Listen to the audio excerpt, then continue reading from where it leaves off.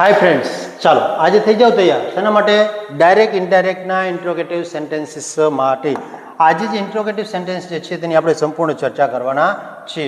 एटले के प्रश्नार्थ वाक्य छे ते बे रीतना होय छे तेनी आपणे ख्याल छे, तो तेना विषे माहिती मेळवीशुं आपणे। चलो सौप्रथम तो अहींया जोईए तो वाक्य जे छे ते केटला प्रकारनुं, तो के बे रीतना। वाक्य केटला प्रकारनुं होय तो के बे रीत। प्रश्नार्थ वाक्य छे बे रीते बने छे, कया कया? तो के सहायकारक क्रियापद द्वारा बीजू है WH शब्द द्वारा। सहायकारक क्रियापद है क्या क्या? तो कि एमिजार है, वॉज है, हेव हेज, पछी मॉडल्स है, डू डज अथवा डीड, आ बधा है तेने आपणे शुं कहीशुं? तो कि सहायकारक क्रियापद। तो तेना द्वारा अने WH शब्द क्या क्या? तो कि who, what, when, where, whom, how many, how much, how वगैरह वगैरह एना सिवायना घणा बधा। तो आज आपणे जे चर्चा करशुं ते शेनी चर्चा है? तो कि जोई शकीए छीए कि चर्चा करीशुं आज आपणे सहायकारक क्रियापद द्वारा बनता प्रश्नार्थ वाक्य।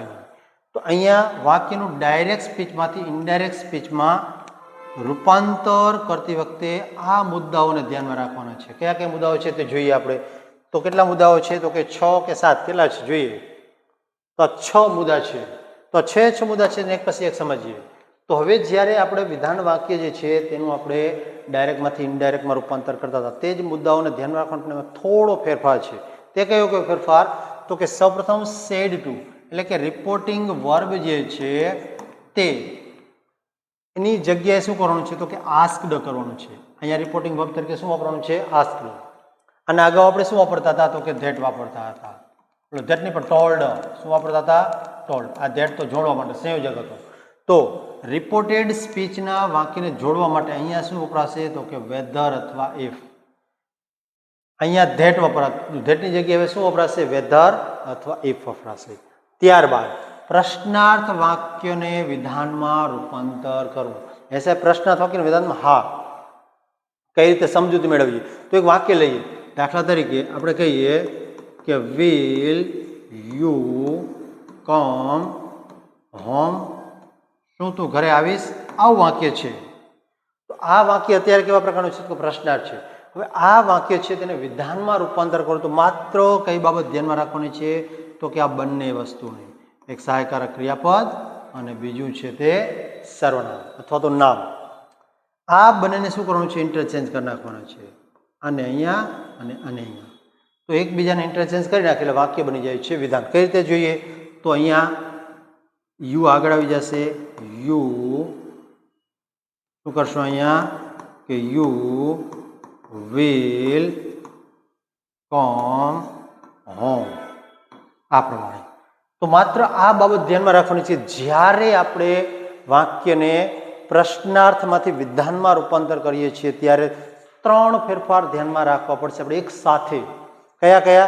तो कि एक तो प्रश्नार्थने विधाનમાં रूपांतर करवानुं, बीजुं शुं? तो कि काळमां रूपांतर करवानुं, त्रीजुं शुं? तो कि सर्वनाममां फेरफार करवानो। आ 3 बाबत एक साथ भेगी थशे। एकदम सचोटताथी जोशो એટલે एकदम सिंपल है।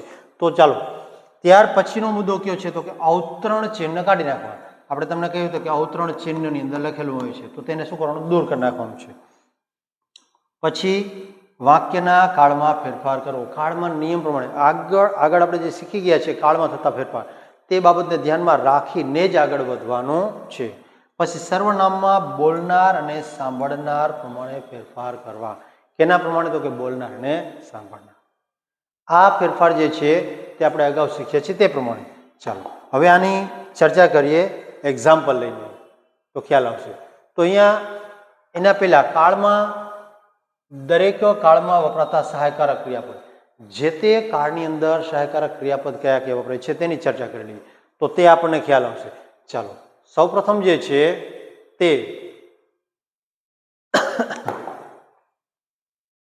અહીંયા જોઈ શકીએ છીએ આપણે કયા? તો કે સાદો વર્તમાન કાળ વાપર્યો છે। કયો? તો કે સાદો વર્તમાન કાળ। તો તેની અંદર સહાયકારક ક્રિયાપદ કયા કયા આવે? તો કે એમ આવે, ઇઝ આવે, આર આવે, ડુ અને ડસ।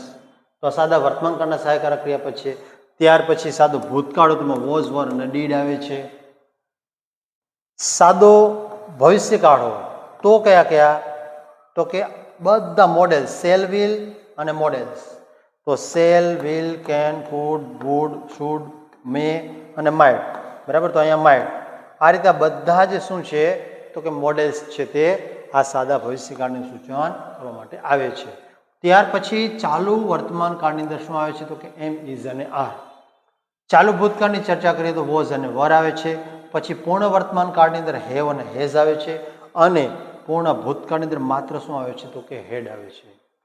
આ એકદમ સિમ્પલ અને સરળતાથી યાદ રહી જાય છે અને રાખવા પણ પડશે. શા માટે? ડગલે ને પગલાની જરૂર પડવાની છે, પણ એકદમ છે. તમે જે રીતે કાર્ડ શીખો છો, કાર્ડ શીખ્યા તેની અંદર યાદ રહી જશે. ચાલો આગળ વધીએ એનાથી. તો હવે એક્ઝામ્પલનો સોલ્યુશન કરે એટલે ખ્યાલ આવે.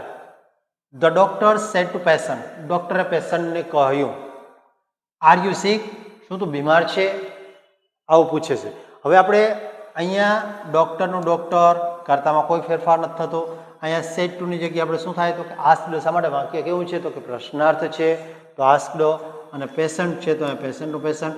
અહીંયા આપણે ખાસ નોંધવાનું છે શું વપરાયું છે તો કે ઇફ.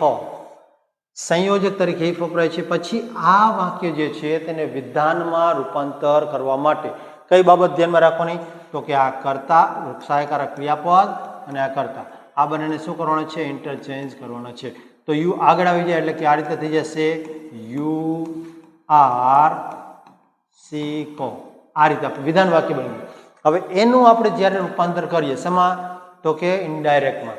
તો અહીંયા યુ છે એ કોને ધ્યાનમાં રાખીને તો કે પેશન્ટ. પેશન્ટ માટે શું વાપરીશું આપણે? હી અથવા સી કોઈ પણ વાપરી શકાય. તો આપણે હી લીધું છે. અહીંયા આર જે છે તો આરનું શું થઈ ગયું છે? વોઝ અને સિકનું સિક. કાળમાં ફેરફાર આગળની જેમ જ કરવાના છે. અહીંયા આ થોડું ધ્યાનમાં રાખવાનું છે. પછીનું વાક્ય છે I said to her, have you taken my story book? તો અહીંયા આઈ આસ્ક્ડ હર. અહીંયા શું કહીશું? ઇફ.